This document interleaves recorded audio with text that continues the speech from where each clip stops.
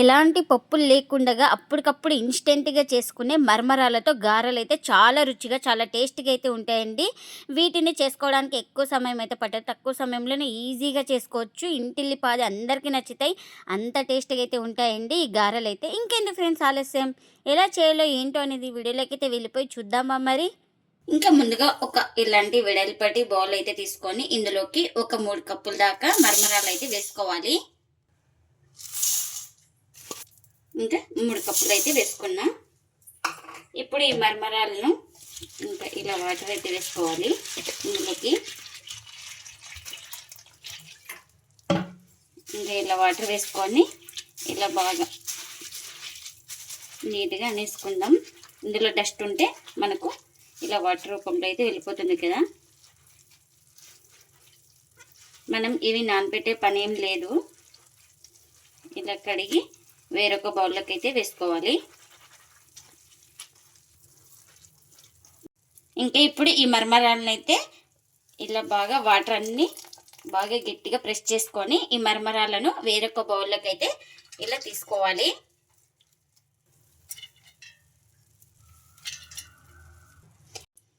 Water అన్ని పిండేసుకొని ఈ మరమరాలు అయితే తీసుకున్నాం కదా, ఈ మరమరాలను ఒక సైడ్ అయితే పెట్టేసుకోవాలి. ఇప్పుడు ఒక మిక్సీ జార్ అయితే తీసుకొని అందులోకి 1 కప్పు బొంబాయి రవ్వనైతే వేసుకోవాలి. మనం ఏ కప్పుతో అయితే తీసుకుంటామో అదే కప్పుతో అయితే రవ్వనైతే తీసుకున్నా. ఇంకా ఇప్పుడు మూత పెట్టేసుకొని ఈ రవ్వనైతే ఫైన్గా పౌడర్ అయితే చేసుకోవాలి. ఇంకా ఇలా ఫైన్గా పౌడర్ అయితే చేసుకున్న తర్వాత ఒక బౌల్ తీసుకొని ఇంకా అందులోకి అయితే ఈ బొంబాయి రవ్వ పౌడర్ని అయితే తీసుకోవాలి. ఈ పౌడర్ను సైడ్కి అయితే పెట్టేసుకుందాం.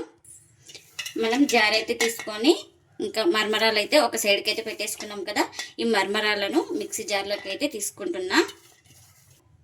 ఇంకా ఇప్పుడు ఇందులోకి 1/2 కప్పు పెరుగునైతే వేసుకోవాలి. అన్ని మెజర్మెంట్ ప్రకారం అయితే చేసి చూపిస్తున్నాను మీకు. ఇంకా ఇప్పుడు మూత పెట్టేసుకొని స్మూత్గా గ్రైండ్ చేసుకోవాలి. ఇంకా ఇలా గ్రైండ్ చేసుకున్న తర్వాత ఒక బౌల్ తీసుకొని ఇంకా ఇందులోకి అయితే గ్రైండ్ చేసుకున్న పేస్ట్ని అయితే వేస్తున్నాను. మరమరాలు పెరుగు వేసి గ్రైండ్ చేసుకున్నాం కదా, ఇంకా పేస్ట్ని అయితే వేసుకుంటున్నా. ముందుగానే గ్రైండ్ చేసి పెట్టుకున్నాం కదా ఈ పౌడర్ను కూడా ఇందులోకి అయితే వేసుకోవాలి.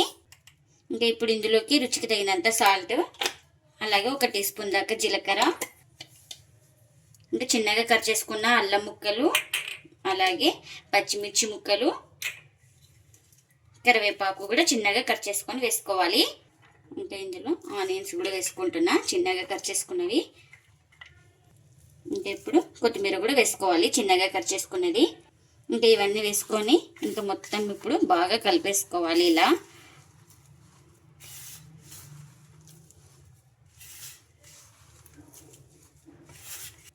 ఇంకా ఇలా మొత్తం బాగా కలిపేసుకున్న తర్వాత ఒక 1/4 టీ స్పూన్ దాకా వంట సోడాను కూడా వేసుకోవాలి. ఇంకా మనకు కాస్త వాటర్ అయితే పడుతుంది.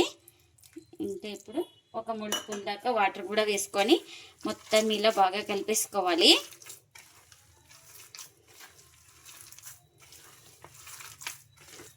మనకు పిండి అయితే కొంచెం జారుగానే ఉండాలి, ఎందుకంటే రవ్వ మనకు నానాలి కాబట్టి ఇలా బాగా మొత్తం బాగా కలిపేసుకోవాలి. ఇంకా ఇప్పుడు ప్లేట్ అయితే పెట్టేసుకొని ఒక 10 నిమిషాలు పక్కన పెట్టుకుంటే మనకు రవ్వ అనేది బాగా నానుతుంది. ఇంకా ఇప్పుడు ఒక 10 నిమిషాల తర్వాత అయితే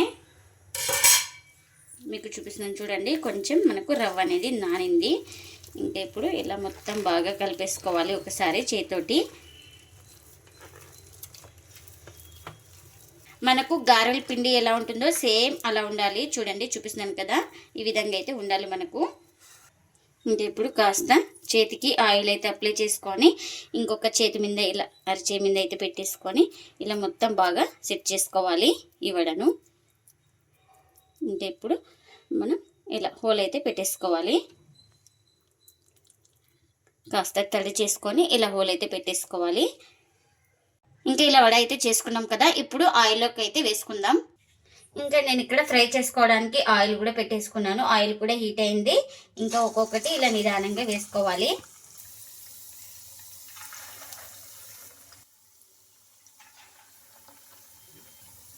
ఇంకా మనకు కడాయికి ఎన్ని పడితే అన్ని వేసుకోవాలి. ఒక సైడ్ కాలిన తర్వాత మరోవైపు అయితే టర్న్ చేసుకోవాలి. ఇంకా ఇప్పుడు ఒక సైడ్ కాలిన తర్వాత మరోవైపు అయితే ఇలా టర్న్ చేసుకోవాలి. ఇంకా ఈ వడలను అటు ఇటు తిప్పుకుంటూ బాగా క్రిస్పీగా వచ్చే వరకు అయితే ఫ్రై చేసుకోవాలి. అప్పుడే వడలు మనకు టేస్ట్ అనేది చాలా బాగుంటుంది. ఇంకా అటు ఇటు తిప్పుకుంటూ బాగా క్రిస్పీగా వచ్చే వరకు అయితే ఫ్రై చేసుకున్నానండి ఈ వడలు అయితే. ఇంకా మనకు ఈ వడలు అయితే రెడీ అయిపోయినాయి. ఇంకా ప్లేట్లోకి అయితే తీసుకుందాం.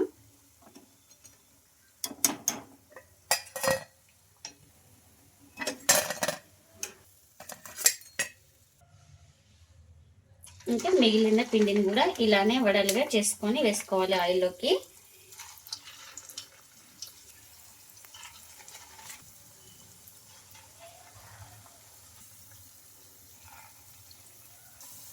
ఇంకా ఇలా ఒక సైడ్ కాలిన తర్వాత మరోవైపుకి అయితే ఇలా టర్న్ చేసుకోవాలి. ఇంకా వీటిని కూడా అటు ఇటు తిప్పుకుంటూ మంచిగా కాల్చుకోవాలి. ఇంకా ఎన్ని అయితే అన్ని ఇలానే కాల్చుకోవాలి. ఎంతో టేస్ట్గా ఉండే మరమరాలతో అప్పటికప్పుడు ఇన్స్టెంట్గా చేసుకునే గారెలు అయితే రెడీ అయిపోయినాయండి. ఇంకా ప్లేట్లకి అయితే సర్వ్ చేస్తున్నాయి. ఈ గారెలు చాలా టేస్టీగా ఉంటాయండి. నార్మల్ గారెల కన్నా ఈ గారెలు చాలా టేస్టీగా ఉంటాయి. ఇంట్లో వాళ్ళందరికీ నచ్చితే అంత టేస్టీగా అయితే ఉంటాయండి. కేవలం 10 నిమిషాల్లో చేసి ఇవ్వచ్చండి. అంత టేస్టీగా అయితే ఉంటాయి మనకు ఈ గారెలు వచ్చేసి. ఇంకా ఇప్పుడైతే చూపిస్తున్నానండి, చూడండి. మనకు ఎక్కడ పిండి అయితే లేదు, బాగా పొంగుతూ వస్తాయండి ఈ గారెలు అయితే. చాలా టేస్టీగా ఉంటాయి. మీరు కూడా తప్పకుండా ఒకసారి ఇలా ట్రై చేసి మీకు ఎలా వచ్చిందో కామెంట్ అయితే చేయండి ఫ్రెండ్స్. ఇదండి ఇవాళ వీడియో. ఈ వీడియో కనుక నచ్చితే ప్లీజ్ లైక్ చేయండి, షేర్ చేయండి, కామెంట్ చేయండి. అలాగే లైక్ చేసి సపోర్ట్ చేయండి friends. Thanks for watching. Bye bye.